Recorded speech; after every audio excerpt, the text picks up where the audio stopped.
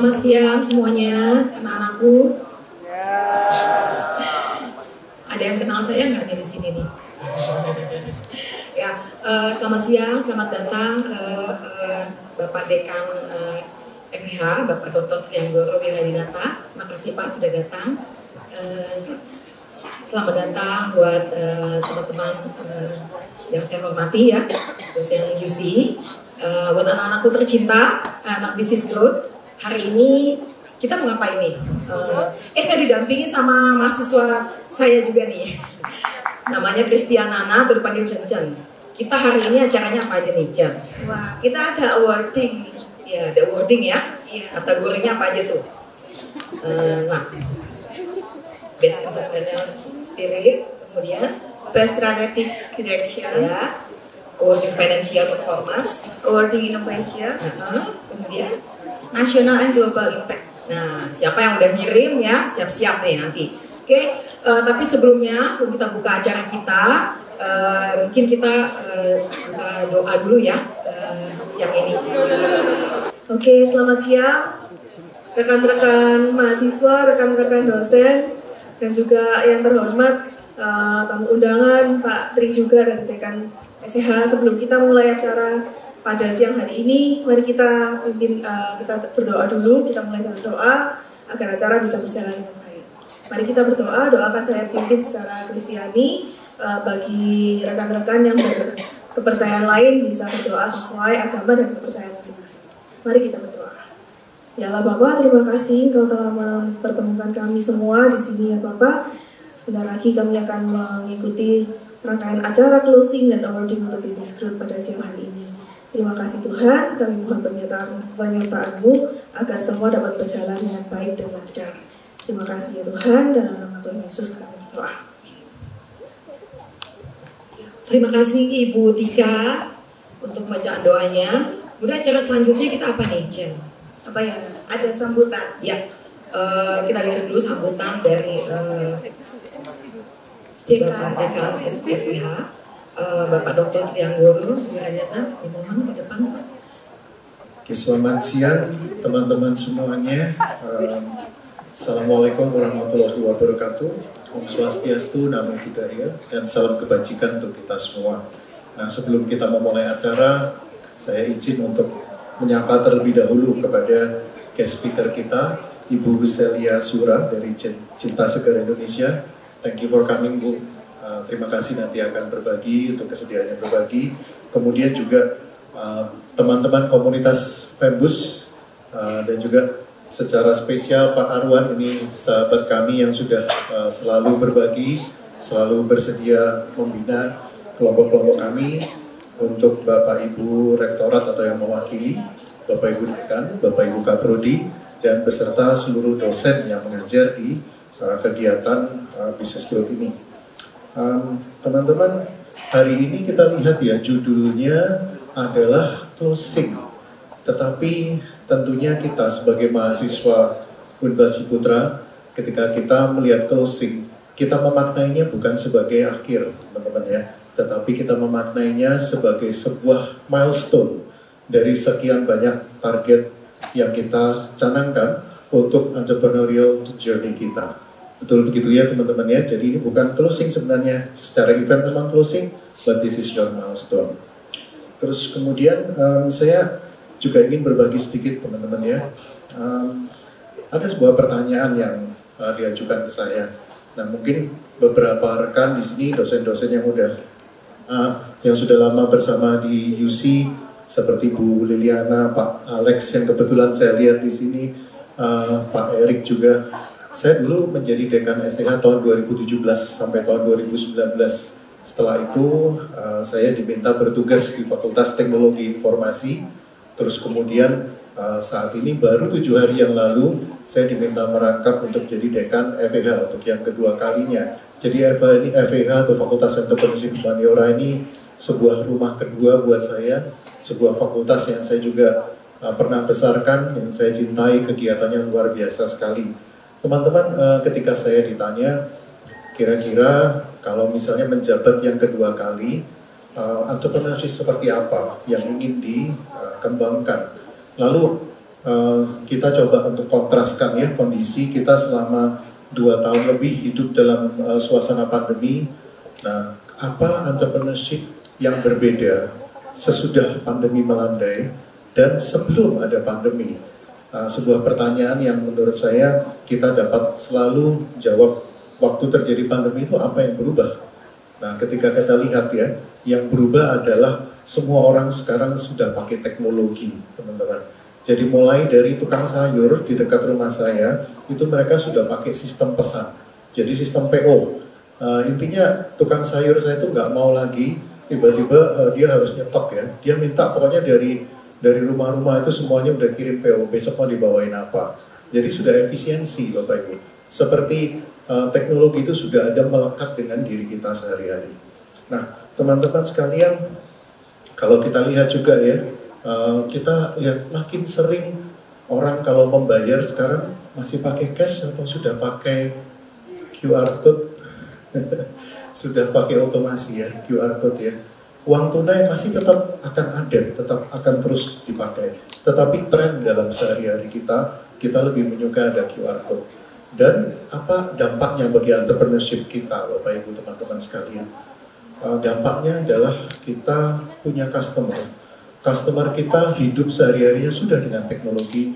Tidak ada lagi yang proud to say I am gaptek, itu nggak ada lagi. Jadi orang sekarang sudah nggak ada yang bilang aku gaptek loh, nggak ada. Jadi karena apa? Selama 2 tahun kita udah dipaksa pakai teknologi. Jadi customer teman-teman sekarang ketika Anda bilang bahwa ini adalah business growth ya. Kalau kita bilang business growth and we are aiming for sustainability, maka yang kita harus lakukan adalah kita melihat perubahan kondisi sekarang seperti apa. Lalu pesan saya bagi teman-teman sekarang yang ingin membesarkan startupnya, ingin naik ke scale up. Nah, ini ada sebuah data yang sangat menarik dari Otoritas Jasa Keuangan, di mana salah satu hambatan terbesar bagi usaha kecil, usaha mikro, untuk naik kelas ke usaha menengah dan usaha besar, itu adalah ketimpangan teknologi. Jadi kalau ini berhasil kita atasi, maka mudah-mudahan kita bisa naik dari usahanya mikro menjadi kecil, dari kecil menjadi besar, dan dari kecil menjadi menengah, menengah menjadi besar. Terakhir dari saya, kita coba lihat perkembangan teknologi terakhir ini. Kita melihat artificial intelligence sudah ada di kehidupan kita sehari-hari. Sekarang ini kalau Bapak, teman-teman sekalian amati, sedang terjadi perang besar antara Microsoft ChatGPT dan Google Bard ya. Jadi ini 2 pemain besar yang mau tidak mau nanti semua bisnis akan kena impact-nya, teman-teman ya. Jadi mulai dari sistem rekomendasi, mulai dari segmentasi customer, mulai dari cross-selling, itu semuanya nanti akan dikendalikan lewat artificial intelligence. Mau tidak mau teknologi ini berkembang terus, dan kalau kita bilang business growth, maka kita pun harus paham, tidak terlepas dari apapun bidang usaha kita perlu untuk paham bagaimana kita memanfaatkan teknologi. Kalau tidak, akan ketinggalan. Salah satu joke yang saya selalu bilang ke dosen-dosen, kalau nanti era AI ini sudah makin banyak dipakai, maka dosen-dosen yang kerjaannya hanya berbagi ilmu saja, itu akan ditinggalkan. Karena apa? Mahasiswa sudah bisa pakai ChatGPT sendiri. Kalau ditanya, bagaimana cara menghitung profit margin? Tinggal ketik aja ChatGPT. Bagaimana menghitung profit margin? Diajarin langsung. Jadi sekarang yang lebih dihargai adalah bagaimana dosen bisa melakukan pendampingan dan ngajarin mahasiswa how to use technology. Jadi kalau kita bilang business growth, pesan saya satu, empower your company with technology. Saya akan tutup akhir kata, saya ingin bungkus bahwa entrepreneurship post-pandemic itu kita punya ciri pemanfaatan teknologi karena customer kita sudah terbiasa pakai teknologi and they demand the convenience of technology use in your company. Oke, baik, saya kira dari saya itu dulu saja. Kiranya Tuhan menyertai upaya kita dalam melakukan business growth. Wassalamualaikum warahmatullahi wabarakatuh. Terima kasih untuk kesempatannya. Semoga sukses. Terima kasih banyak Bapak Dekan, Bapak Dr. Trianggoro. Wah, berarti memang kita harus sudah nggak boleh gaptek ya Pak ya. Ini menyangkut bisnis growth sekarang udah banyak ya, Chen ya, pakai tahu ChatGPT, kemudian di karena isu teknologi juga berarti tahu tuh, mesti tahu perkembangannya, kalian mesti tahu ke teknologi, ada ChatGPT, ada IR, ada AI ya. Oke, berhubungan dengan tadi dari Bapak Dekan, saat ini kita mau manggil ini ya, pembicara ya, moderator, karena tunggu, menarik sekali loh hari ini tentang guest kita, yaitu dari siapa? Sumbernya Dengan moderator Dr. Erik Herianto dan juga pembicara kita. Ya, pembicara kita itu Ibu Celia Surya. Beliau CEO Commonsys. Kalian tahu di bidang bergerak di bidang SDG ya, Bu Celia ya, SDG. Kemudian untuk peduli lingkungan. Jadi untuk bisnis kalau kalian scale up seperti apa. Nah, kita sambut Ibu Celia dan Bapak Erik, Dr. Erik untuk kita dengarkan sama-sama. Wow, banyak ya. Yes. Assalamualaikum warahmatullahi wabarakatuh. Dan salam sejahtera buat kita semua. Tepuk tangan untuk yang hadir di sini dong. Jadi kita bertiga ya, Bu Celia ya. Saya, Bu Celia dan satu Mini. Oke, mari kita duduk terlebih dahulu, Bu Celia. Pada kesempatan hari ini saya akan memperkenalkan yang tadi sudah disampaikan oleh MC. Ini ada Bu Celia Surya. Beliau adalah Commonsys COO yang kantor pusatnya ada di England. Kemudian beliau juga pernah bekerja di United Nations, dan yang ketiga beliau bekerja di Project Australian Embassy, dan ada juga project untuk di UK Embassy, ada di British Company, panjang banget ini portofolio Bu Celia, dan beliau juga ada di World Vision Internasional. Jadi ini memang jauh-jauh dari internasional yang hadir di sini untuk kalian semua untuk nanti membagikan value ilmu yang terimplementasi. Tolong beri tepuk tangan buat Bu Celia. Ya. Oke. Pada kesempatan hari ini kita nanti akan banyak diskusi, talk show. Kita talk show ringan saja. Bagaimana yang tadi sudah disampaikan oleh Pak Dekan untuk bisa membangun sebuah bisnis yang nanti kedepannya ini masuk ke dalam era yang namanya era Terakarta. Kalau era Terakarta itu kedepannya semua bisnis ini harus memperhatikan yang namanya 3P. 3P itu apa saja? Itu ada yang namanya people, kemudian ada yang namanya profit, pasti bisnis harus ada profit. Yang ketiga, P yang ketiga people, profit, dan yang ketiga adalah apa rekan-rekan? Namanya ada yang tahu? Planet. Yes, planet. Jadi planet itu sangat penting, tempat bumi kita berpijak. Bisnis-bisnis yang sustain akan berlandaskan seperti itu. Oke, tanpa berlama-lama lagi kita akan coba untuk bertanya kepada Bu Celia Surya. Ini apa sih yang namanya Commonsys? Nah, silakan. Commonsys, yes. Silakan. Oke, mungkin di sini ada yang tahu Commonsys apa? Nanti saya kasih hadiah.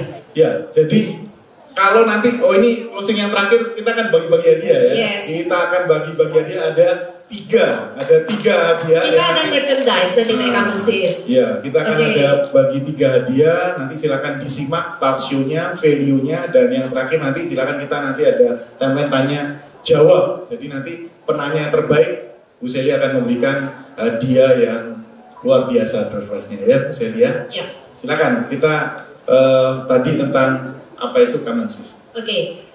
Commonsys itu adalah social enterprise. Social enterprise itu adalah bagaimana ketika sebuah bisnis itu bisa berdampak pada sosial, ekonomi, dan juga lingkungan.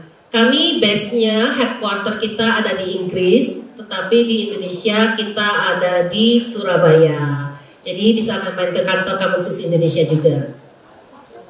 Oke, luar biasa. Jadi di dalam bisnis awal kita nanti akan coba untuk menggali lebih dalam. Ini menurut Bu Celia ini kan bisnisnya banyak ke bisnis yang sustain. Nah, ini rekan-rekan kita ini ada sekitar 400 ini, ada 400 pengusaha young entrepreneur yang nantinya memang akan menciptakan atau bekerja di sebuah corporate yang nanti bisa menciptakan ya ini produk-produk yang sustain. Nah, untuk itu mungkin kalau boleh di-sharing Bu Celia, gimana sih start awal di dalam bisnis yang sustain? Idenya seperti apa? Oke, untuk memulai sebuah bisnis atau ide, biasanya kita harus pertama, apa sih passionnya? Ini saya panggilnya adik-adik atau bapak ibu ya, baiknya. Ini rata-rata mahasiswa S1 atau S2? S1. S1 ya, jadi adik-adik ya. Pertama ketika kita mau memulai bisnis, pertama tentunya kita harus berpikir, apa sih, what is your passion? Ya, kalau nggak ada passion, nanti jalanin bisnisnya juga susah.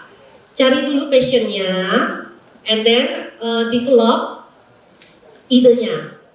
Ide bisa terdevelop jika kita tahu what is the problem.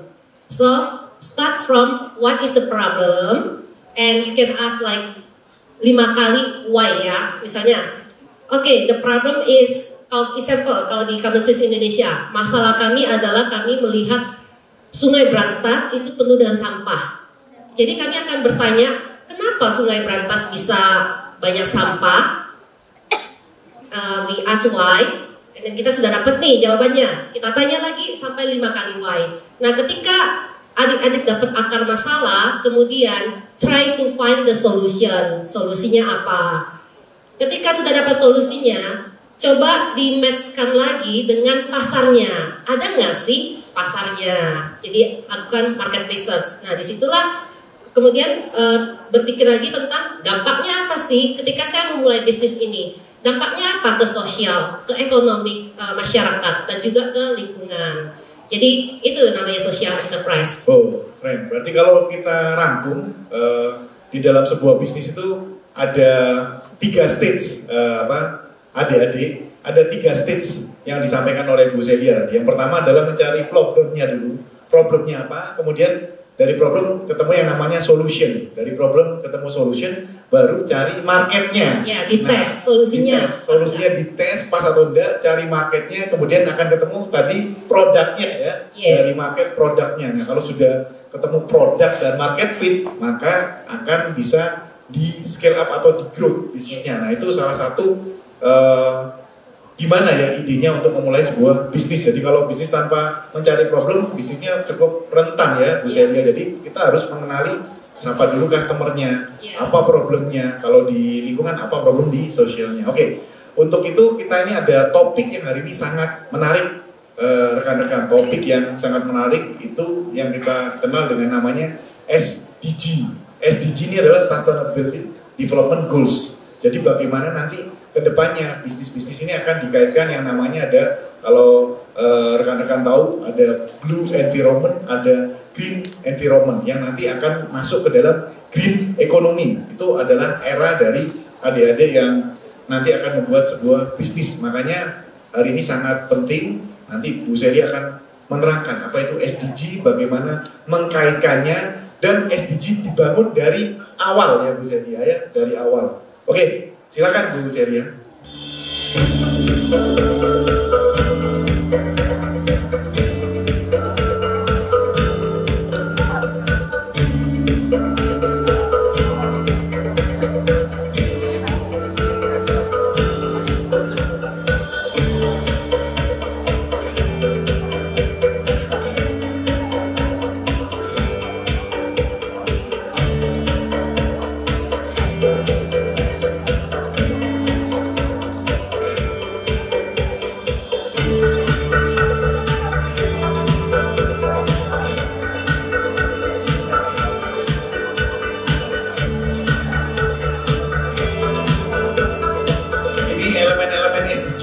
Celia ya.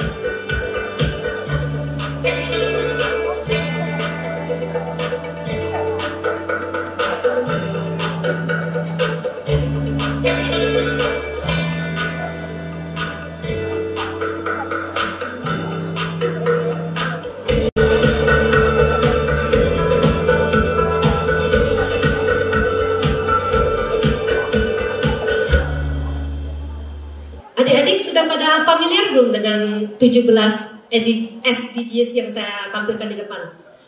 Sudah? Oke. So, sekarang di era sekarang, next slide. Yes.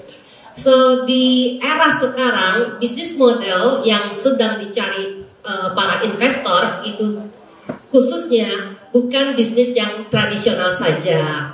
Di sini mereka next slide yes. So sekarang investor-investor di luar sana mereka ingin sebuah bisnis yang bisa memberikan dampak pada masyarakat, juga pada planet kita yang seperti yang tadi kita bilang, planet, people, and profit ya. Jadi bisnis yang akan kelanjutan adalah bisnis yang bisa memberikan dampak. Seperti apa? Next. Ada yang pernah tahu yang namanya NGO, Non-Government Organization?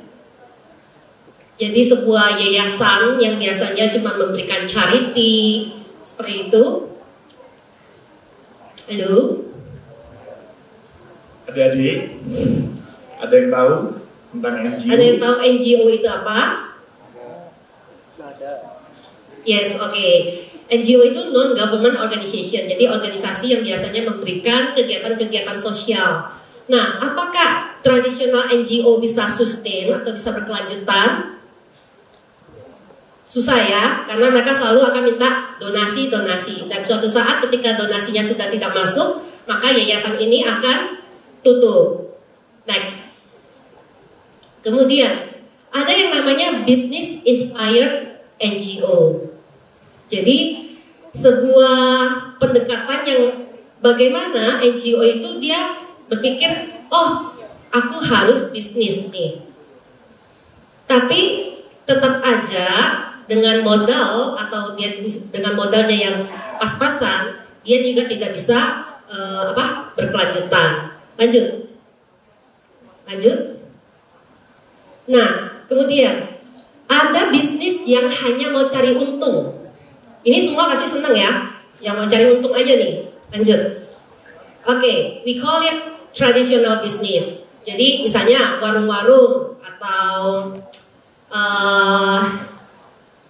mama papa kita ya, pasti biasanya tradisional bisnis nih, trader, distributor, ya, itu tradisional bisnis, di mana semua keuntungan yang didapatkan hanya untuk diri sendiri. Lanjut. Kemudian ada yang namanya tradisional bisnis plus CSR. Jadi dia punya perusahaan, dia punya karyawan, namun profitnya 10% dari profitnya itu diberikan untuk masyarakat. Biasanya bangun sekolah, biasanya bagi-bagi sembako ya. Itu kira-kira berkelanjutan nggak dampaknya ke masyarakat? Nggak juga ya, cuma bagi-bagi charity and then finish.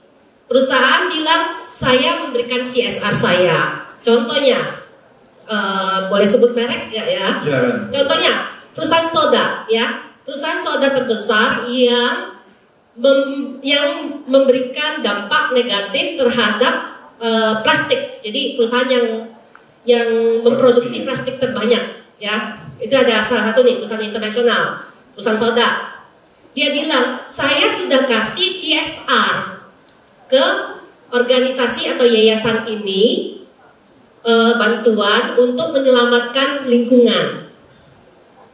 Padahal itu hanya sebagai people said is like greenwashing ya. Cuman buang duit sedikit, yang penting saya ada dampak sosial. Nah itu juga nggak berkelanjutan. Lanjut. Yang sekarang yang dicari investor apa? Lanjut. Adalah balance the profit sama the purpose of the business. Jadi drive-nya itu apa? Misi ketika kita membuat perusahaan untuk berdampak pada masyarakat, planet, people, and prosperity itu seperti apa? Itu yang sedang dicari sama investor-investor. Saya pikir mahasiswa yang sekarang ketika Anda lulus, Anda ingin memulai yang namanya startup. Ada nggak yang mau mulai startup? Semuanya ini kayaknya Bu Seri. Semua punya jadi bisnis pengusaha. dan project ya. Ketika mau memulai yang namanya startup, Siapa yang mau jadi unicorn? Startup unicorn. Tahu unicorn?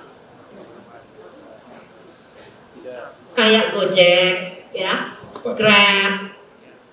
Kira-kira susah nggak untuk memulai startup sampai seperti itu?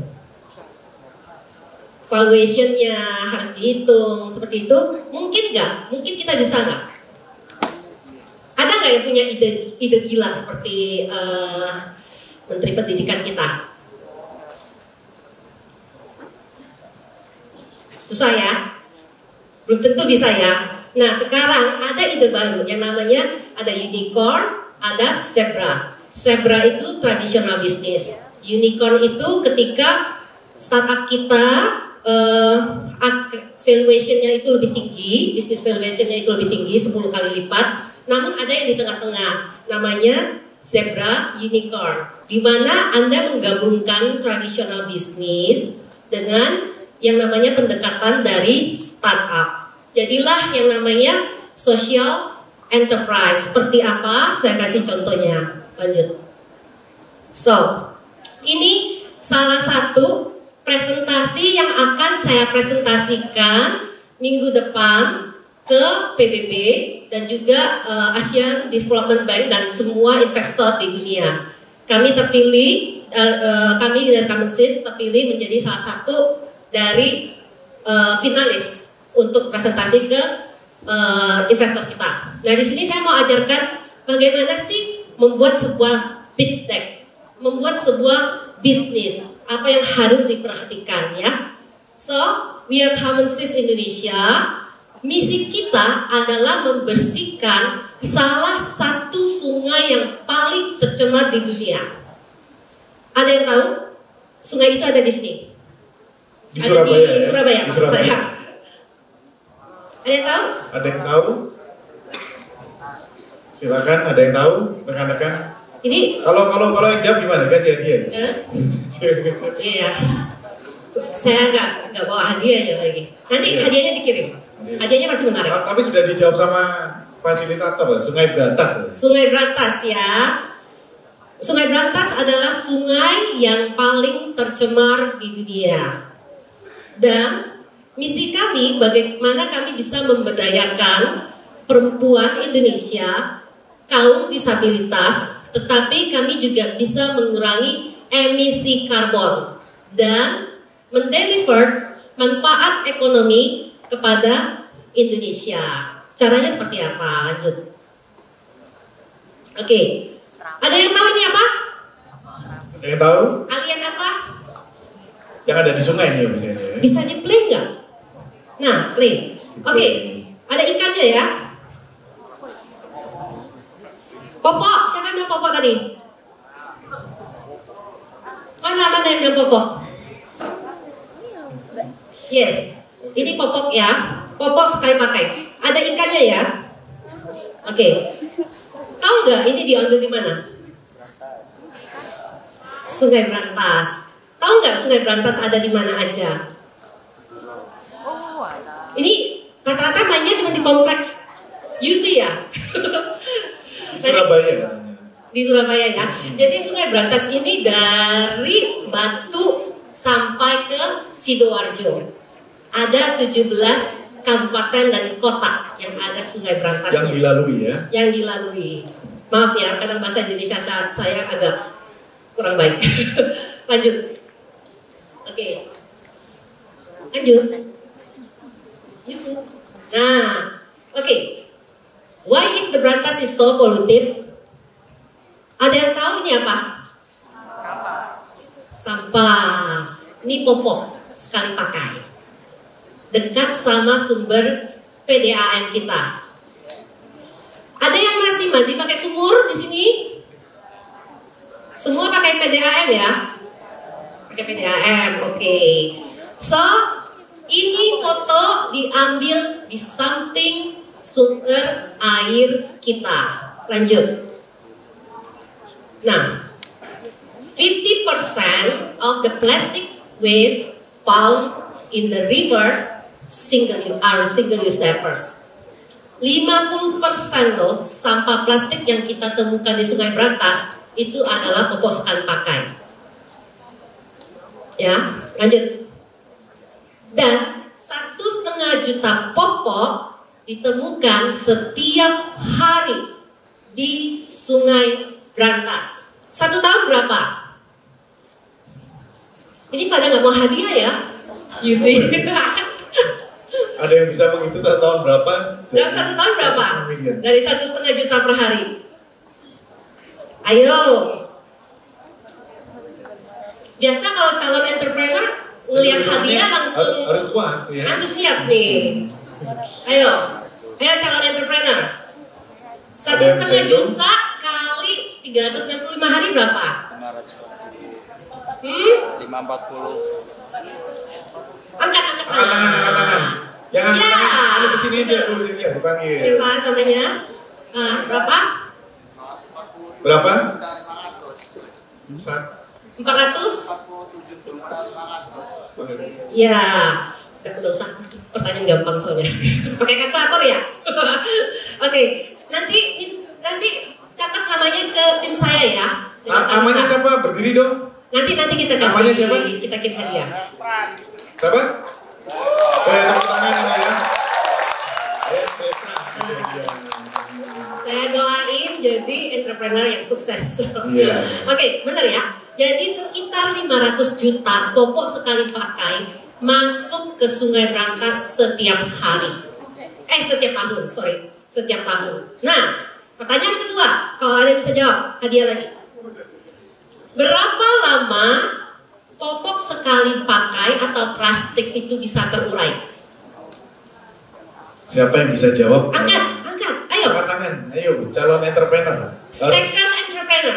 Yes, entrepreneur Ciputra ini kan. Ayo. Berapa tahun plastik bisa? Silakan berdiri, berdiri. Ayo. Berdiri. Silakan. How many? 500 tahun.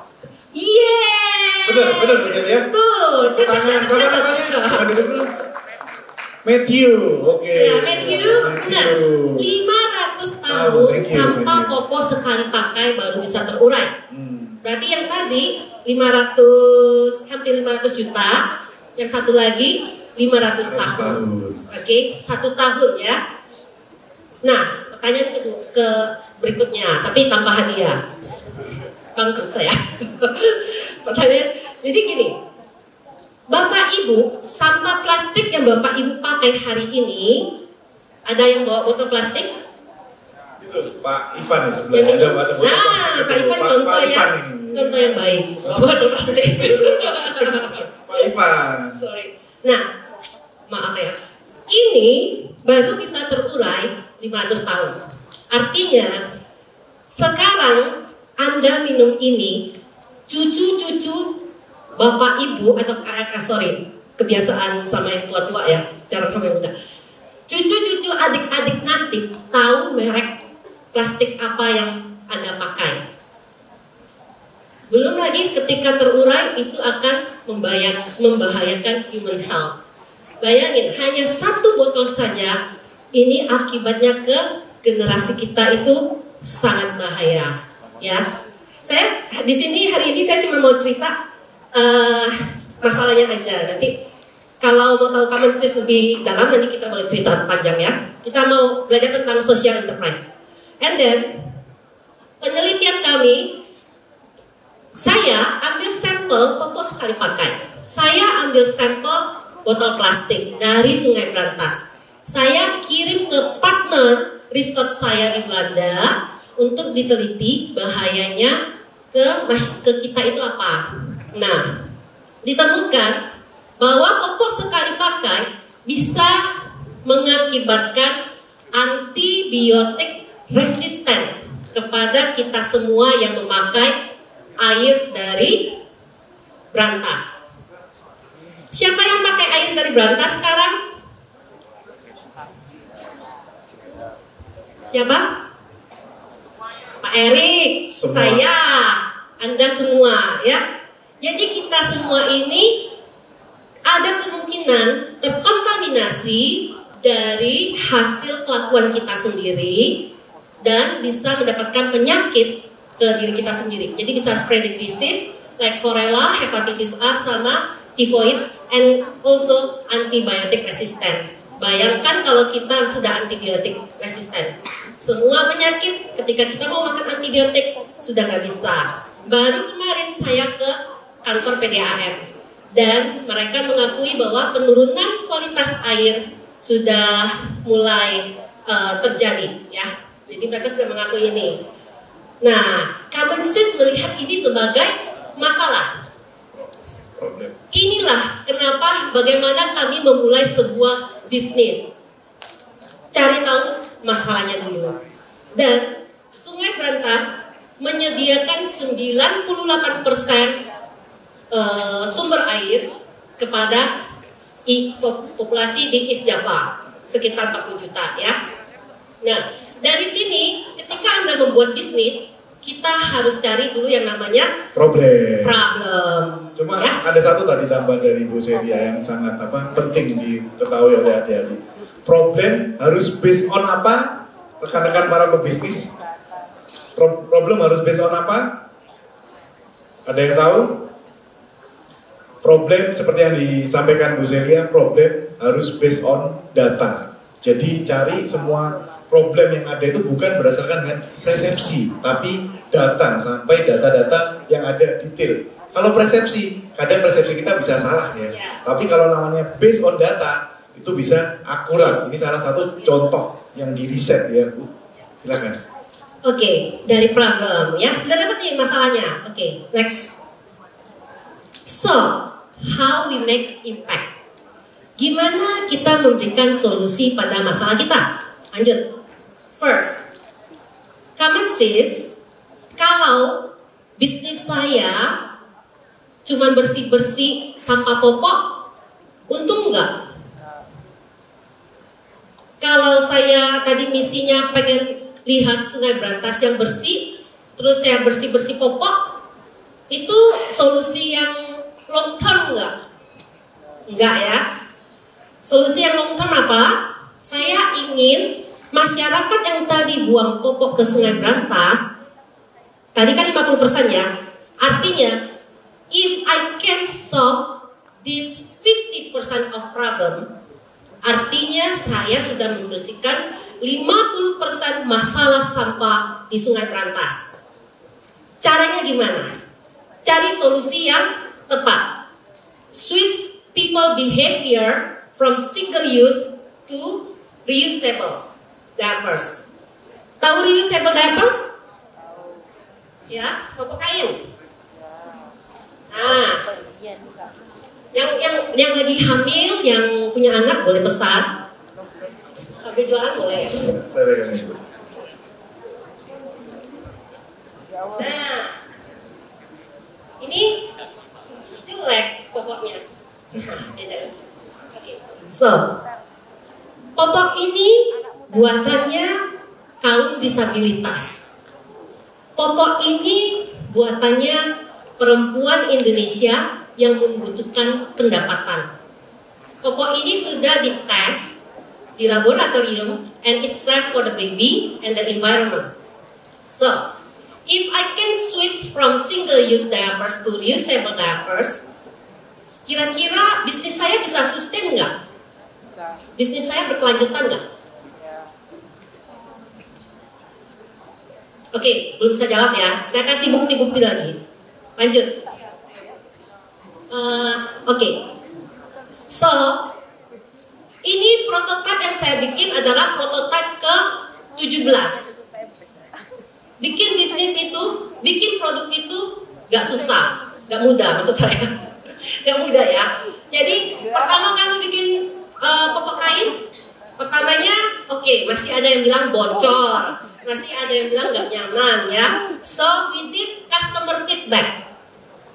Dengan customer feedback kita akan bisa memperbaiki produk kita. Makanya Common Sense ini kita sudah menciptakan prototipe yang ke-17, yang terakhir nih ya. Sampai 17 kali ya? 17 kali.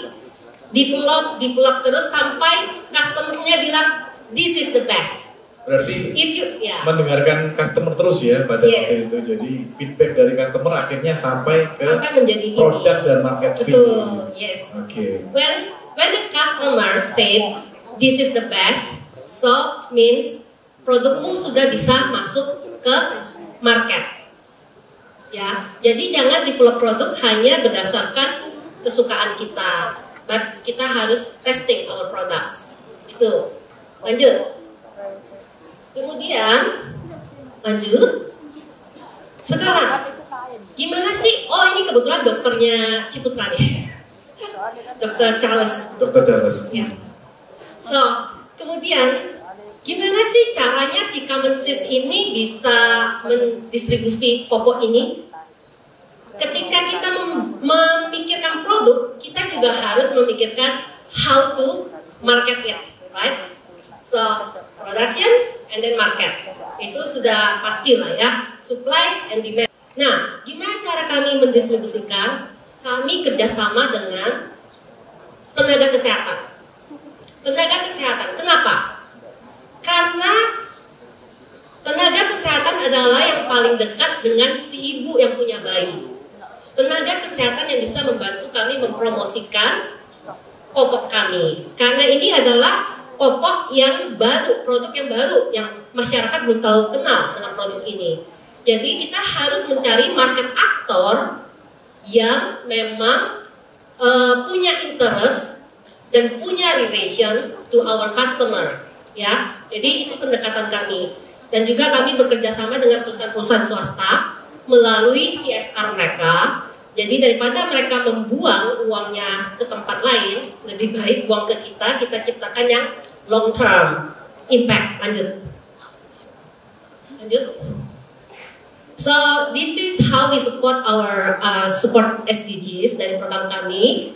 Yang pertama ada yang namanya no poverty. 156 USD save per year. Ini dari mana?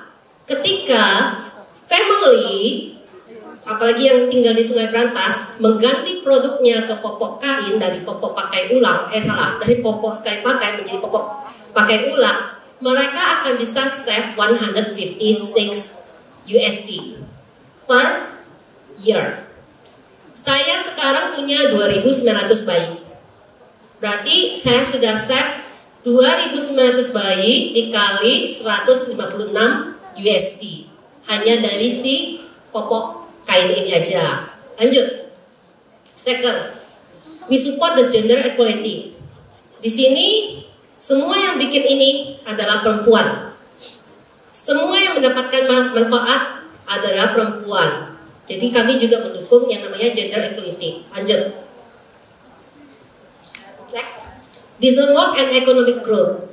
In 5 years kami sudah menghitung bagaimana kami bisa memberikan kontribusi kepada Indonesia itu sebesar 28 juta USD dalam 5 tahun. Nanti bagaimana nanti saya jelaskan. Next. Berapa menit lagi ya Pak? Climate action. Dengan program Cummins kami bisa mengurangi karbon emisi. Ini juga penting untuk bagaimana investor akan mempercayakan Bapak Ibu ketika dia menitipkan dananya. Lanjut.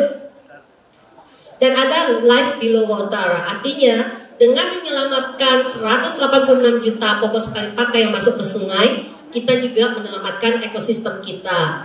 Dan kita juga ada indirect impact SDGs 3, 6, 10, 12, dan 15. Bayangin dari popok ini aja, popok we call it magic diapers. Dari magic diapers ini bisa memberikan kontribusi kepada 10 SDGs. Nah, jadi ketika nanti adik-adik memulai bisnis, adik-adik bisa ngecek indikator apa sih, dampak apa sih yang saya bisa berikan kepada apa ya, masyarakat kita, kepada planet kita. Dicek di sana SDGs-nya apa ya, ada indikatornya. Lanjut. So this is the business model. Other people, we empower people, And then we provide the excellent products kepada user kita. Lanjut, we have strong partnership and we have strong distribution channel. Jadi kalau mau cari pupuk kita, walaupun kita baru 1 tahun nih, ini sudah ada di 8 baby store di Surabaya. Okay, this is the diapers come from here and then end up there. Lanjut, and the money from here and end up there. Ini yang namanya circular economy, di mana bisnis ini bisa berdampak tidak hanya untuk Commonsys saja, tetapi untuk semua pihak, untuk masyarakat menengah ke bawah, namun Commonsysnya tetap dapat profit. Bisnis ini akan berkelanjutan. Ini yang namanya circular economy. Lanjut. So, saya di sini nggak cuma ngomong aja ya tentang dampak kita. Saya mau kasih lihat dampak saya yang sudah diukur. Oke. So, last year kita tuh dapat uang 64.000 USD atau sekitar. Oke, hadiah lagi deh biar nggak ngantuk. Silakan. Iya. Oke, pertanyaan yang mudah. 64.000 USD itu berapa rupiah? Silakan dengan kurs sekarang ya. Siapa yang bisa? Oh, yang di depan. Wih, cowok semua ini dari tadi. Oh, cewek. Oh, cewek, sorry.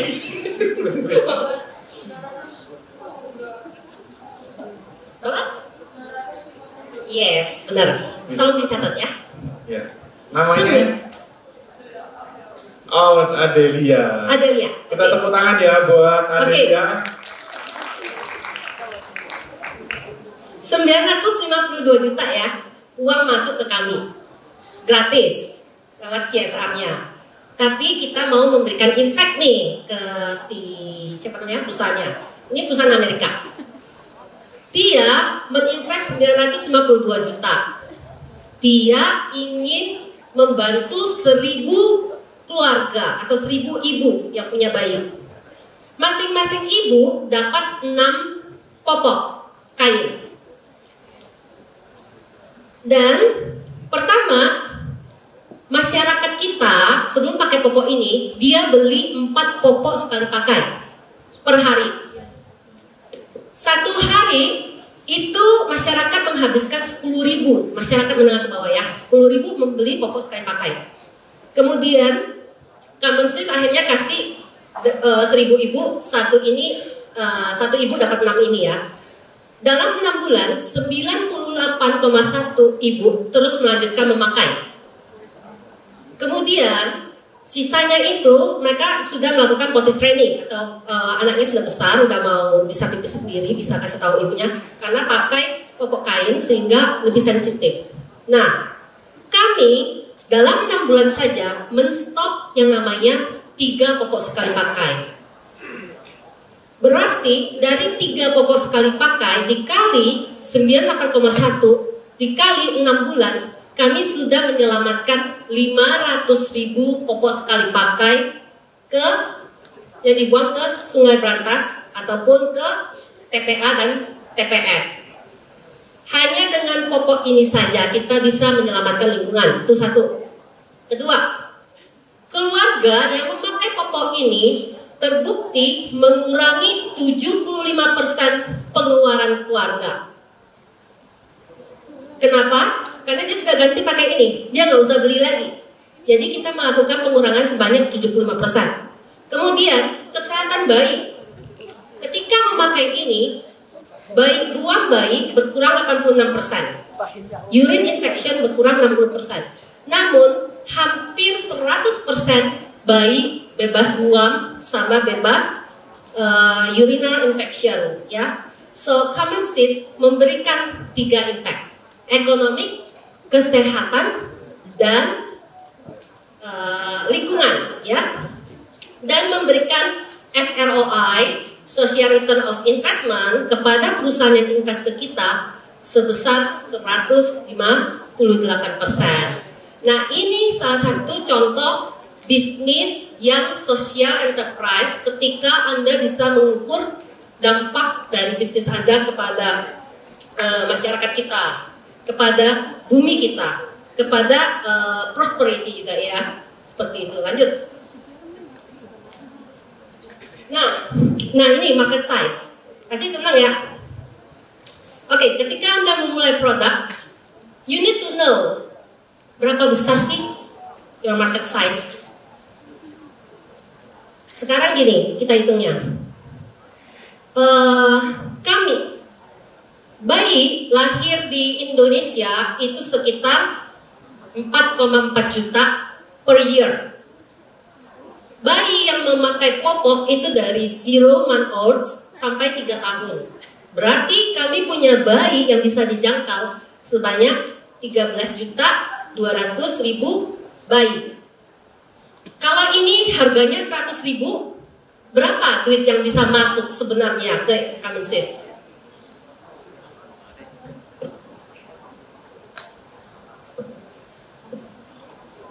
Halo, ngantuk ya? Berapa? 13.200.000 bayi kali tadi berapa? 100.000. 13 miliar. Lebih. Triliunan ya? Ya kan?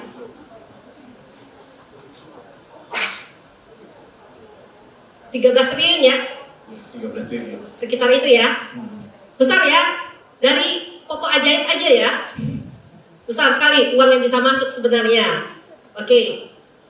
Nah, di sini market size ini penting ketika Anda start your business.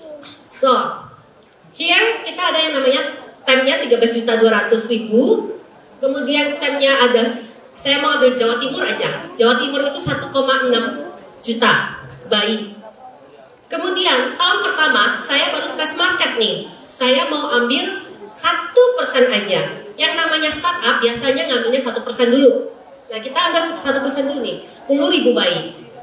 Dan in 5 years we will grow karena kami percaya produk kita ini, karena tadi sudah dites 98% itu semua happy dengan produk kita. Berarti kami akan bisa grow. Nah, di sini kalau produk Anda punya market, kita nggak perlu khawatir. Dengan bagaimana kita bisa menyusun strategi kita, ya. Lanjut. So, in 5 years, Kemensis will be the market leader for reusable diapers in Indonesia. Lanjut. Ya, ini salah satu contoh juga. Ketika Anda ke investor nanti, Anda juga harus menampilkan bahwa gimana sih growth-nya. Ketika Anda kasih saya uang sebesar 1,5 juta, apa sih return yang saya bisa berikan? Contohnya 29 juta economic benefit to region. We need to know how to calculate this from the family saving dari produsernya dan juga dari promoters kita. Kemudian berapa sih single use diapers yang bisa kita prevent? Dan berapa sih popok yang harus kita distribusi supaya dampak kita ini bisa dihitung. Nah, ini penting sekali untuk investor untuk tahu bagaimana bahwa bisnis ini bisa berkelanjutan dan terus berdampak kepada masyarakat. Lanjut. Oke, so ini our milestone only in 2 years. Pertama, kami menang ESG Startup Champion nasional melawan 159 company hanya dengan popok ini aja. Kedua, kami juga menang secara internasional untuk perubahan perilaku masyarakat. Bagaimana kami bisa merubah perilaku masyarakat dari yang single use menjadi reusable. Kemudian kami juga G20 speaker finalist, and we also baru minggu lalu International Australian Broadcasting mereka memilih 8 project Indonesia dan Asia Pasifik, dan Kemensis salah satunya hanya dengan popok ajaib ini saja. Nah, ini juga distribution channel kita, dan ini ESG investment yang sudah masuk ke kita.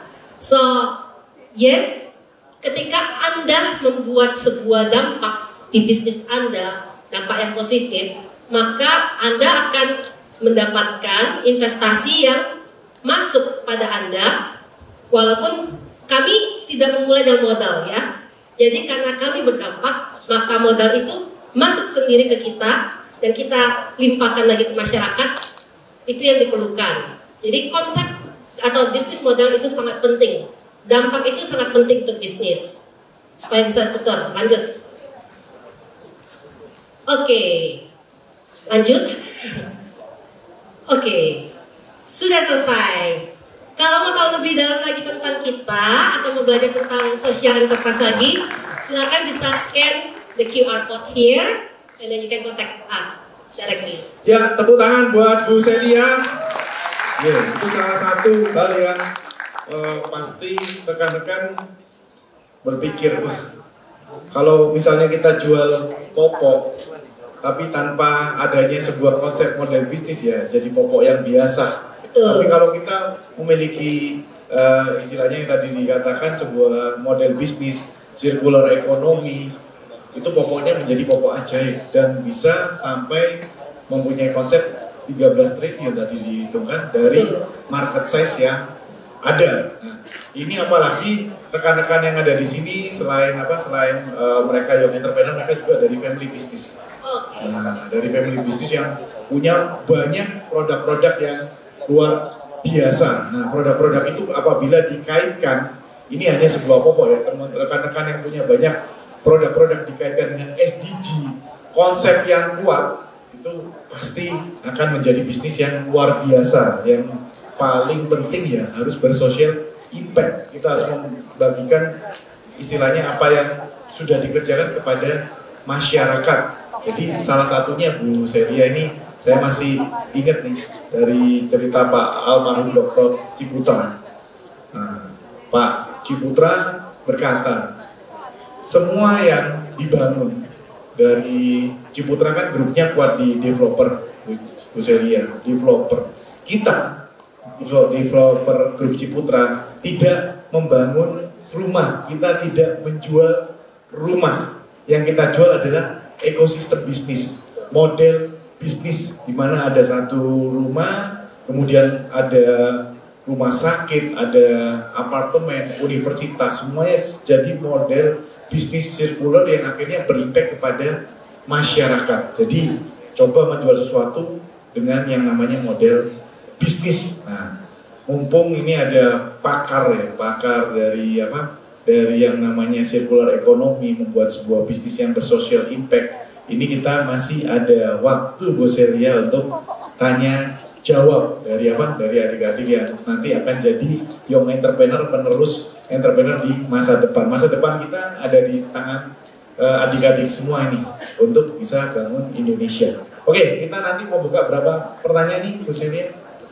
Oke, kita buka 3 pertanyaan. Silahkan angkat tangan untuk bertanya. Nanti kita akan berikan mic-nya ya untuk bertanya.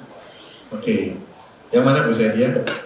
Oh, sudah ada. Iya, nanti saya kasihkan mic-nya. Oke, silakan yang bertanya boleh maju dong. Ayo. Iya dong, ayo. Situ aja ya. Oke, silakan. Oke, perkenalkan nama saya Audrey. Jadi saya mau nanya, kalau kita develop bisnis yang kayak jadi sociopreneur gitu kan, itu kan ya bisa dilakukan gitu. Tapi gimana cara kita mengubah mindset calon customer? Karena kan justru malah yang saya tahu orang-orang yang pakai ibu-ibu yang punya anak yang pakai popo sekali pakai itu justru malah mereka yang sudah paham teknologi gitu loh. Karena mereka orangnya mobile, mereka ada yang wanita karir atau segala macam, jadi mereka they don't have time to cuci-cuci popok untuk pakai lagi karena punya bayi itu udah ribet gitu kan. Intinya cara kita ngubah mindset. Thank you. Pintar sekali. Harusnya kemarin saya ikutkan dalam riset saya ya. Oke, so bagaimana mengubah mindset? Pertama, ketika kami develop prototipe kita pertama, ini adalah popoknya itu susah dicuci. Tetapi waktu kita sebarkan popok kita, kemudian feedbacknya, susah banget dicuci. Akhirnya kita develop produk yang memang easy to wash and easy to care. So ketika ini di plus aja, si up-nya itu sudah bisa take out. It's very easy. This is for the low income population-nya. Nah sekarang untuk yang middle up. Untuk middle up, kami lagi develop yang namanya subscription. So they don't need to buy, they just need to order ya, seperti kita kalau order GoFood gitu ya. Ya, GoFood ya. Ya, Masuk mereka pakai order aplikasi. subscription like in 1 week. Mereka nggak usah pusing, kita yang cuciin, kita yang deliver. Tapi yang penting price-nya itu harus dibawa ketika they spend for the single use diapers.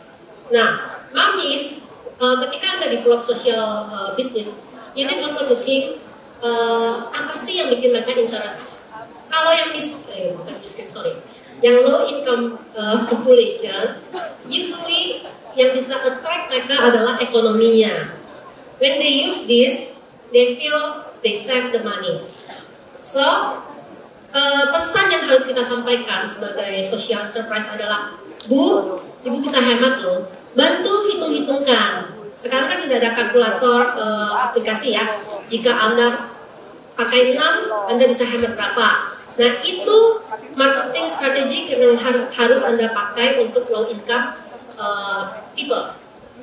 Kalau untuk yang middle up, yang harus kita pakai adalah apa? The baby health biasanya. Kesehatan bayinya yang paling dia utamakan. Itu satu. Kedua, kalau middle up mereka sudah mulai mikir apa sih eco-friendly products ya usually. Jadi itu yang kita tekankan. Dengan pakai ini ruang bayi Anda bisa berkurang. Terus Anda bisa membantu menyelamatkan lingkungan seperti itu.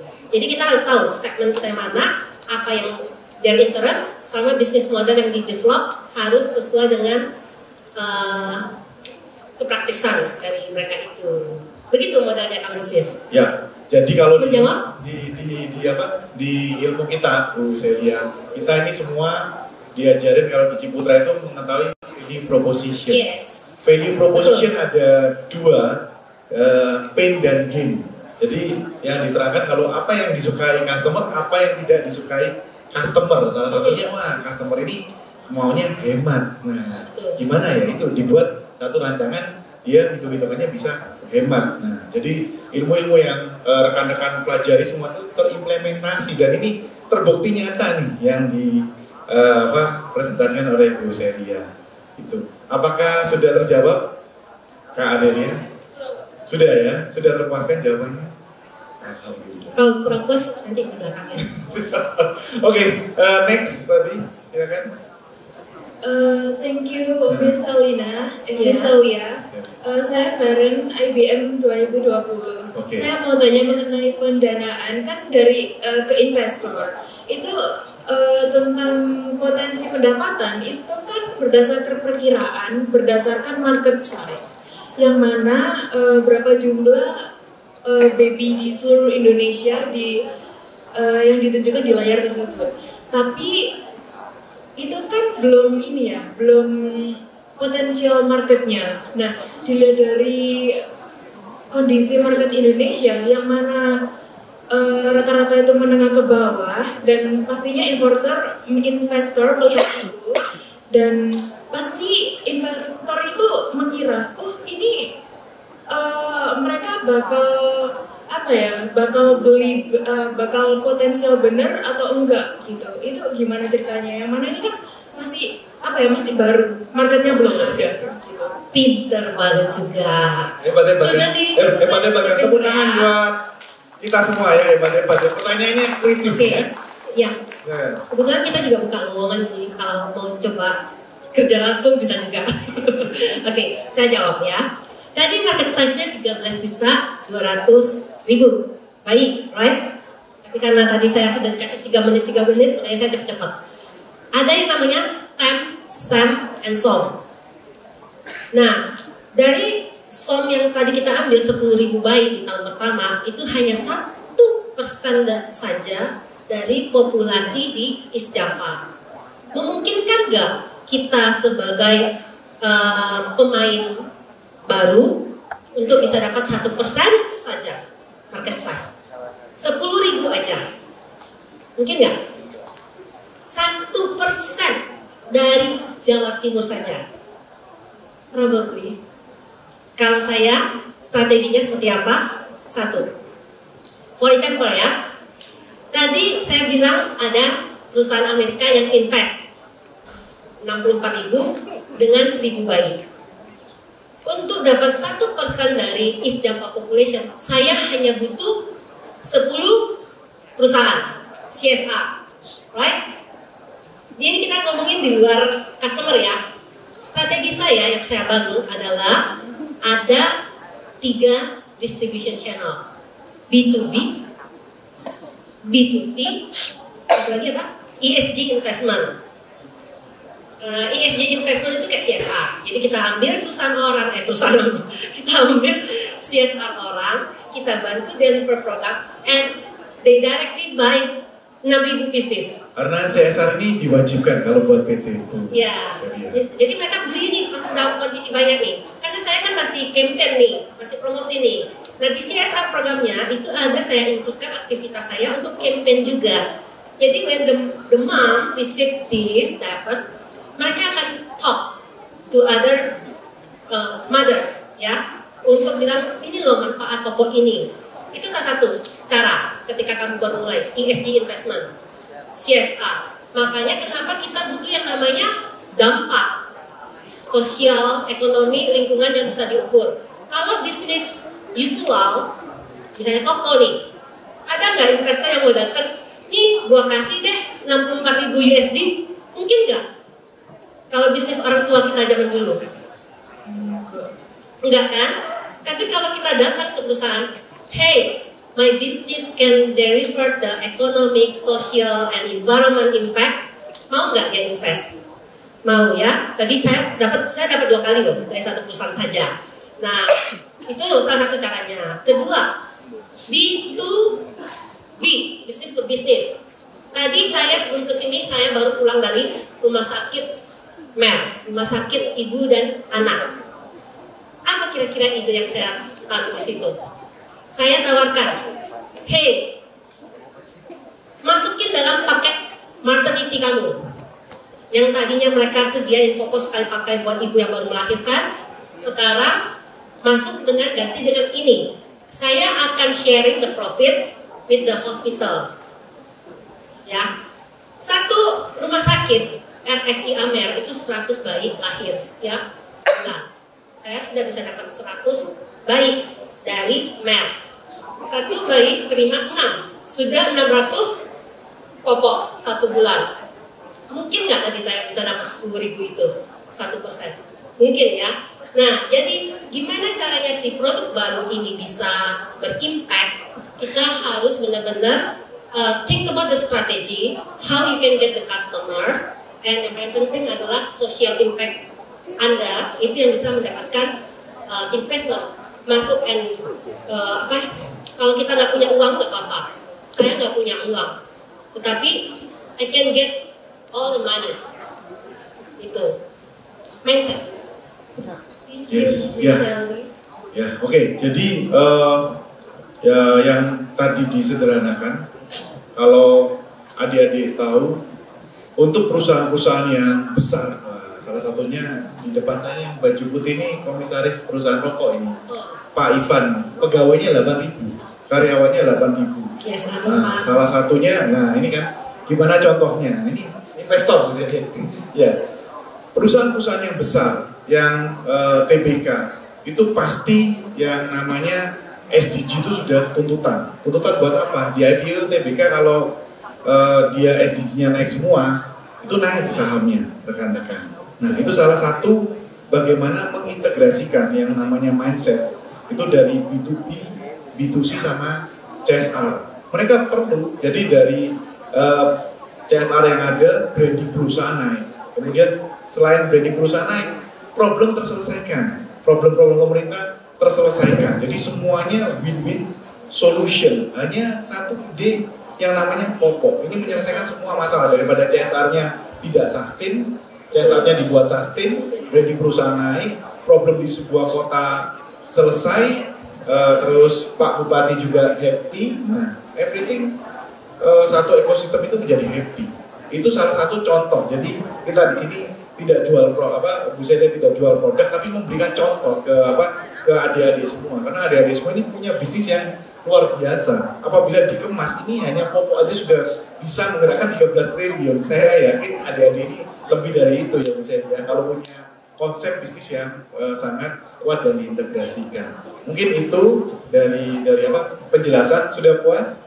Oh, sudah terpuaskan. Oke, ini rasanya tadi di sana sudah time out. Betul. Tapi antusiasnya masih banyak. Jadi nanti untuk pertanyaan-pertanyaan yang selanjutnya membuat sebuah model bisnis, mengintegrasikan dan membuat yang namanya problem solution, product market fit, dan nanti bisa dibuat bisnis growth, nanti bisa didiskusikan lebih lanjut. Kalau ada mau kontak Bu Celia nanti akan dibagikan. Kemudian tadi yang para pemenang sudah dicatat oleh sekretaris dari Bu Celia, nanti akan dikirimkan ya untuk hadiahnya. Mungkin dari saya seperti itu. Silakan, ada closing statement Bu Celia. Closing statement, yes. Besok itu adalah Hari Laut Sedunia. Laut itu memprovide lebih dari 50% oksigen yang kita hirup hari ini. Ada yang tahu? Gak cuma pohon loh ya. Laut itu sangat penting buat kita. So we need to protect our ocean. Karena ocean itu yang brings the oxygen to us. Jadi memperingati Hari Laut Sedunia, makanya Common-Sense Indonesia kita akan bagi-bagi popok nih ke masyarakat kita yang tinggal di Sungai Brantas. Popok yang selama ini mereka buang ke Sungai Brantas dimakan ikan. Kalian beli ikan di pasar atau makan ikan di restoran dekat sini, itu ikan semua di Sungai Brantas. Artinya ikan brantas yang kalian makan itu mengandung mikroplastik. Mikroplastik itu masuk ke dalam darah kalian, dalam tubuh kalian. Jadi kita kesehatannya terganggu nih.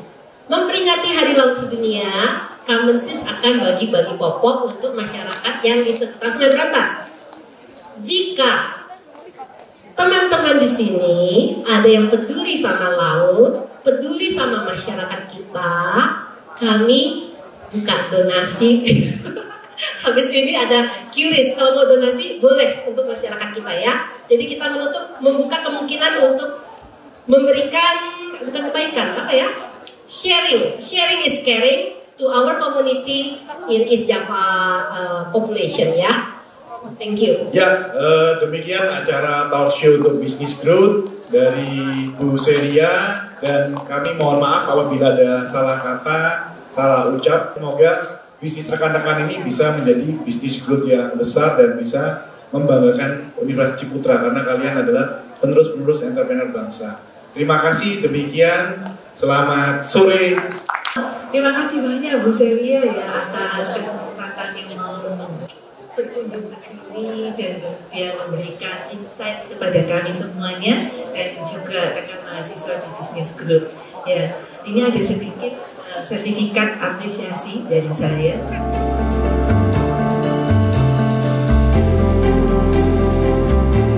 Selanjutnya acaranya kita pembacaan wording. Nah, ini pasti kan menunggu kan? Siapa yang kemarin namanya submit? Tadi udah ini ya, sempat lihat ya. Nah, untuk pembacaan wording kita panggil Ibu Tika ya. Silakan Ibu Tika untuk pembacaan wording dari oh ya, nanti ada best dress, jangan kemana-mana dulu. Dari tim sudah lihat siapa yang menang, kalian nanti dapat OVO juga best dressnya. Jangan kemana-mana pokoknya ya. Oke, yuk kita lanjut ya ke acara berikut, yaitu pembacaan awarding untuk National and Global Impact. Nah, di sini nominasinya ada 2. Ya, langsung saya bacakan saja untuk runner up dan best-nya. Kita mulai dari runner up terlebih dahulu ya. Oke, kira-kira siapa runner up-nya nih? Ada yang tahu nggak tadi, Zdan? Runner up-nya? Dari, oke, boleh di next slide-nya. Kenmouth Coffee, boleh maju ke depan. Selamat buat kelompok Kenmouth. saya akan bacakan untuk winner dari National and Global Impact. Selamat kepada Berbahasa. Yang dari Kenpots Coffee dan Berbahasa bisa maju ke depan, kita akan foto bersama. Oke, bisa untuk Berbahasa. Selamat sekali lagi untuk Kenpots Coffee.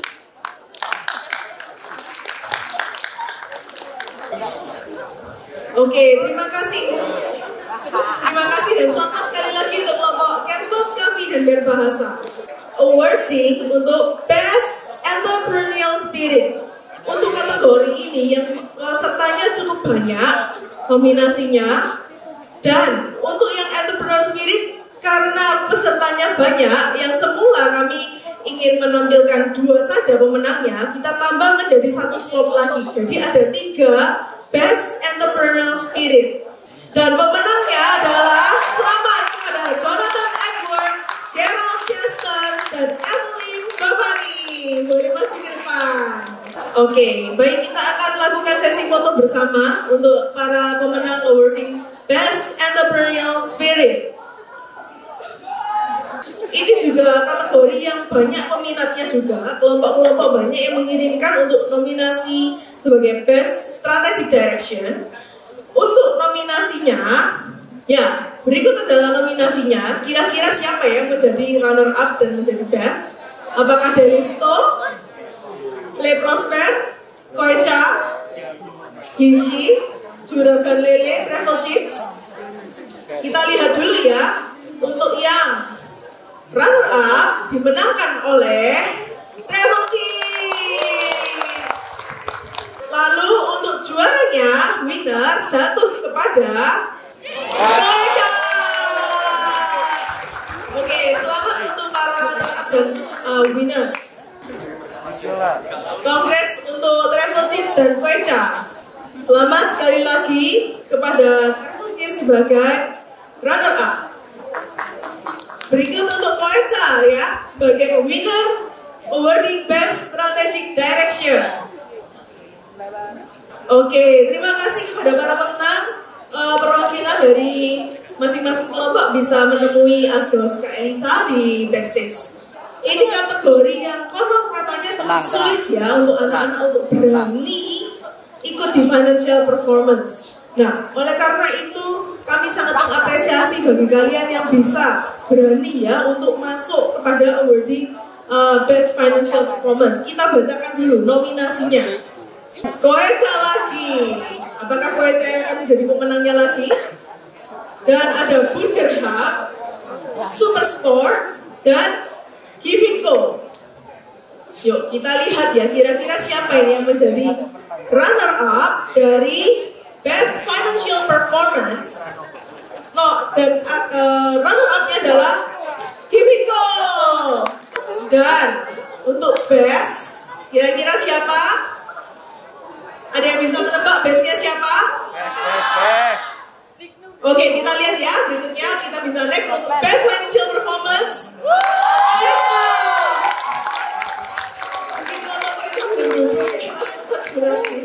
Oke, yuk bisa dari Givinco dan Koecha untuk bisa maju ke atas panggung.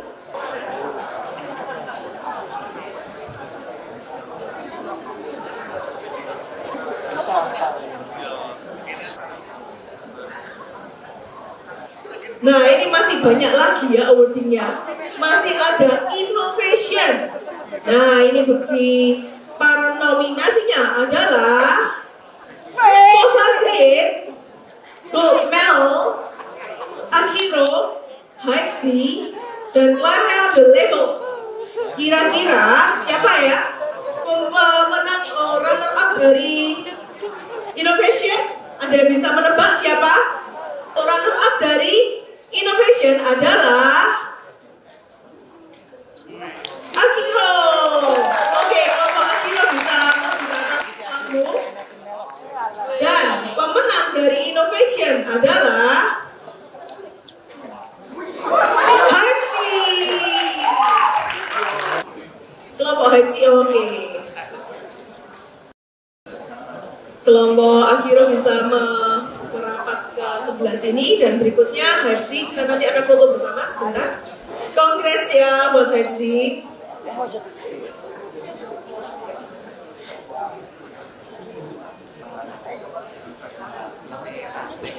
Oke, congrats. Booth, kita ada 2 kategori ya teman-teman. Nanti untuk yang sesi Fembus akan dibacakan oleh ibu fasilitator dari Fembus. Nah, ini awarding untuk Best Booth. Kita mengapresiasi bagi kalian yang effort untuk mendesain booth dengan bagus, dan untuk pemenang ini di voting oleh para bapak ibu fasilitator. Jadi bapak ibu fasilitator memilih tidak hanya 2 atau 3 sesuai dari nominasi yang ada dari foto-foto booth yang terbaik ya, tetapi memilih 5. Jadi tidak hanya memilih 2 tetapi bisa memilih 5 ya. Jadi kita ada 2. Untuk runner up, selamat kepada Lalasa dan Marlo. Oke, mungkin bisa maju untuk Lalasa dan Marlo. Sepertinya kelompok Marlo sedang berhalangan karena bersamaan ya dengan closing EI. Oke, yuk boleh maju dulu. Kita langsung yang best saja ya. Yang best. Selamat kepada Aufe.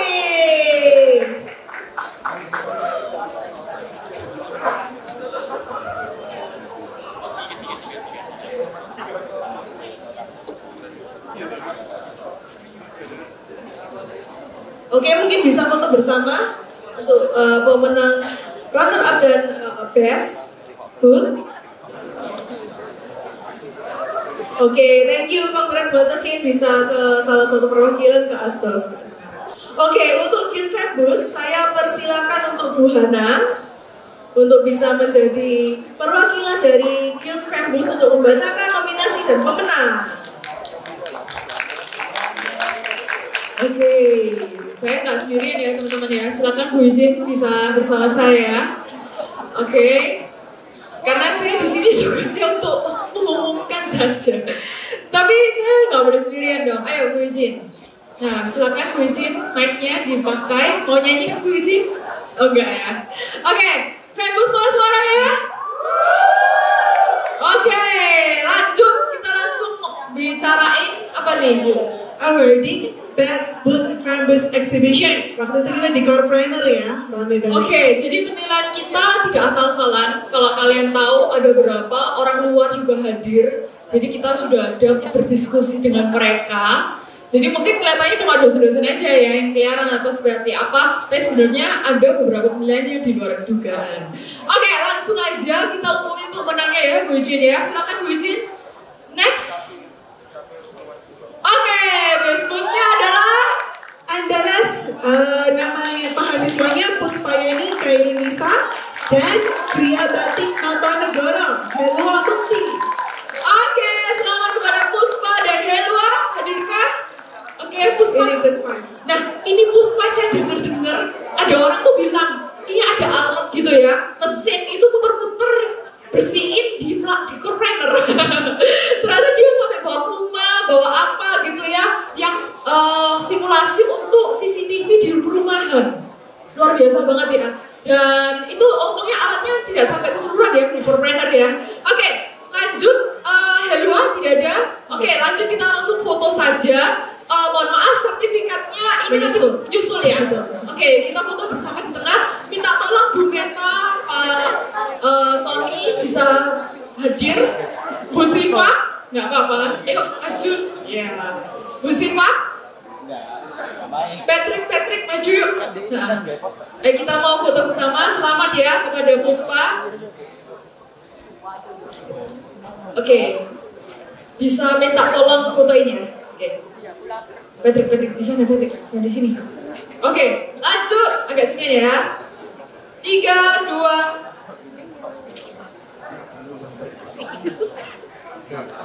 Lanjut Bu Ijin ya. Next. Awarding Best Deal. Best Deal ini apa Bu Hana? Best Deal ini adalah transaksi paling banyak selama exhibition, dan kemarin totalnya ada 44 transaksi dan juga 41 transaksi dengan total ya cukup banyak ya. Saya nggak bisa ngetotalin ya karena transaksi cukup banyak. Oke, lanjut aja Bu Ijin. Next. Oke, siapakah pemenangnya? Jeng.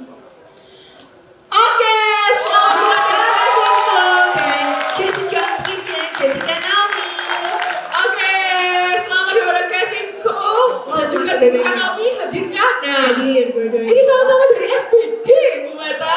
Iya. Oke, bisa maju ke depan. Oke.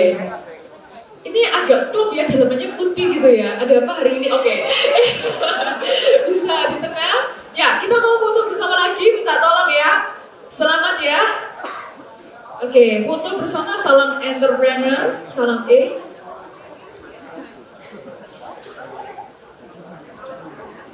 Belum ditambahin salam cuan karena mereka banyak cuannya hari ini ya. Oke, terima kasih. Bisa ke kiri dapat uang saku sana ya.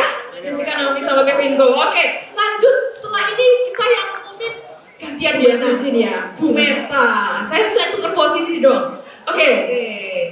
Ini onboarding apa lagi nih Bu Ana? Onboarding Best Performance Girl Family Business. Jadi selama 1 semester ini ya Bu Ana ya, betul ya? Betul. Jadi di penilaian ini full dari 1 semester ini dengan kita milih itu nggak sembarangan teman-teman. Jadi kita langsung milih itu benar-benar last minute ya, harus mengumpulkan karena didekat banget Bu. Iya, tapi dengan rubrik yang rumit gitu ya Bu Ana ya, karena ini Best Performance berarti kan harus yang benar-benar paling terbaik ya. Oke. Kita akan langsung ya. Lanjut. Dan Best Performance-nya adalah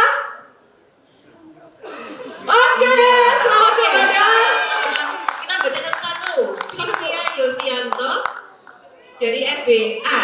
Ya, Andini dari FBB, Devina Citra dari FBC, dan juga Yosua Sakul dari FBD. Hadirkah Yosua? Ayo, datang sini. Nah, oke, Yosua Sakul. Nah, untuk Devina Citra, Andini, ayo. Nah, terus Devina Citra kayaknya lagi menguji sama dosen yang lain ya karena asdos ya. Untuk Sylvia Yosianto lagi di NTT atau gimana anaknya? Oke, kalau gitu kita berdua saja ya. Ini berdua saja bisa di sebelah sini, tengah-tengah dong, dengan. Kita akan foto bersama. Salam entrepreneur. Oke, selamat kepada 2 pemenang terbaik ya. Nanti sertifikatnya menyusul. Bisa ke kiri, iya ke kanan. Kok dari saya ke kanan? Ya, silakan. Oke, saya rasa itu sih dari best ini. Saya dengar-dengar ada tambahan best dari koordinator ya, bener ya? Mana Bu Kartika? Bu? Bu Kartikanya nggak ada. Ada lagi ya? Oh, dengar-dengar ada best dress code. Sekarang saya serahkan kepada lagi. Kayak kita turun ya habis ini ya. Oke, terima kasih. Terima kasih. Terima kasih Bu Hana, Bu Meta, Bu Yuji, Mas Sony. Nah, ini kalian udah tahu nggak best dress-nya siapa? Setelah ini kita umumin best dress. Udah ditemuin sama tim yang Jen ya. Iya. Ada 2 orang loh dapat hadiah cash tunai. Nah, siapakah itu? Pemenang pertama best dress anak saya sendiri loh, bukan kakak saya loh. Ali mana? Dari Yellow Clean.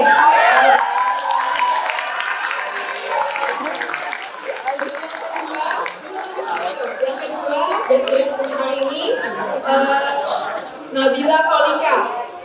Nabila. Ini anak saya juga nih. Anak ibu juga sih.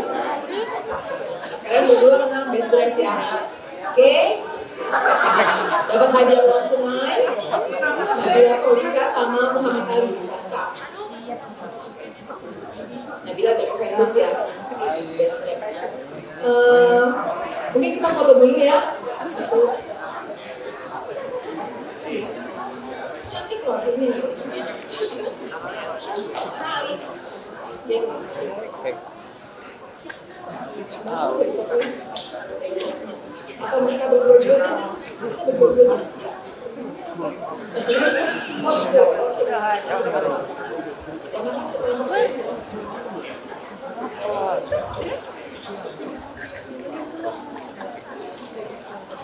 Bang ditawari. Tadi ditawari. Tapi selamat ya buat Nabila, buat Ali, suka ya gitu.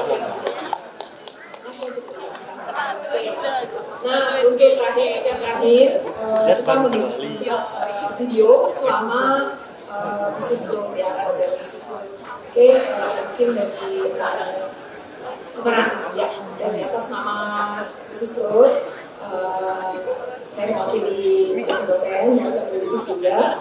Terima kasih untuk pembelajaran ya selama ini. Mungkin buat kalian ada pembelajaran, ada pesan-pesannya juga di video ini, nanti kita bisa lihat sama-sama ya.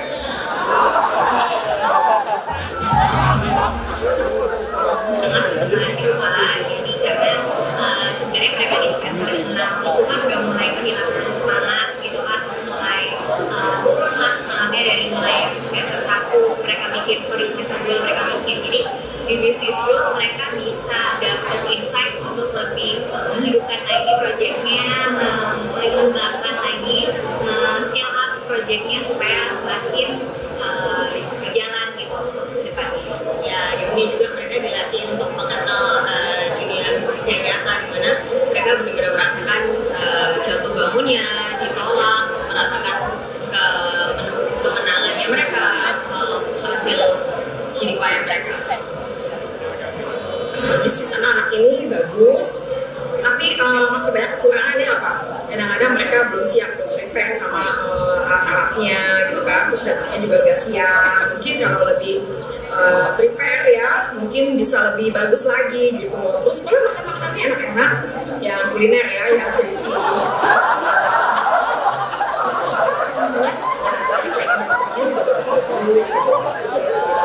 Jadi nextnya mungkin harus lebih siap lagi buat exhibition gitu, ada properti ya kan, terus waktu juga jangan telat gitu, jadi sudah ada sih.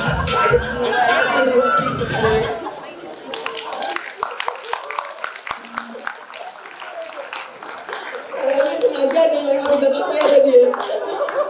Oke, mungkin Bu Tika yang bertutup acara. Thank you rekan-rekan Business Growth atas kehadirannya sampai pada hampir akhir ya, karena ini bukan akhir dari semester. Kita masih ada satu lagi ALP. Untuk ALP akan dilaksanakan di hari Jumat. Prosedurnya adalah mahasiswa melakukan submission paper ALP yang sudah diinfokan oleh Bapak Ibu fasilitator di kelas masing-masing. Untuk absensi, kita akan menggunakan absensi secara Zoom. Jadi bisa online, tidak perlu datang ke UC. Dan untuk absensi juga akan dikontak oleh Bapak Ibu fasilitator yang bertugas di hari Jumat secara Zoom ya, menggunakan account milik Bapak Ibu fasilitator. Ya, jadi jangan lupa, bukan berarti hari ini sudah selesai, jangan lupa ALP-nya disubmit dan juga wajib untuk datang pada saat Zoom untuk presensi ya. Nanti silakan dikomunikasikan dengan Bapak Ibu fasilitator di kelas masing-masing.